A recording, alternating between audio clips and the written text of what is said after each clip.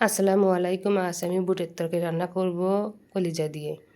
এজন্য 1.5 চামচ লাল মরিচের গুঁড়া, 1/2 চামচ হলুদ, 1/2 চামচ গরম মশলা, 1 চামচ আদা রসুনের পেস্ট, 1.5 চামচ লবণ, সয়াবিন তেল দিয়ে মেখে দিলাম।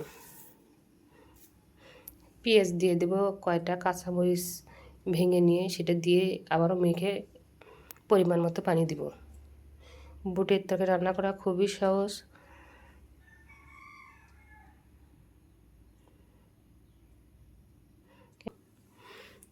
আমি কলিজাটা রান্না করে রাখছিলাম, দিয়ে দিলাম।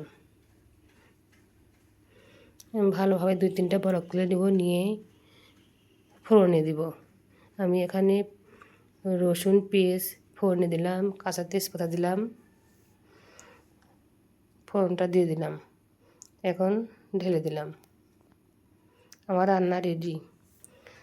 আমার রান্না ভালো লেগে থাকলে লাইক দিয়ে কমেন্টে জানাবেন। আমার চ্যানেল নতুন হয়ে থাকলে সাবস্ক্রাইব করুন।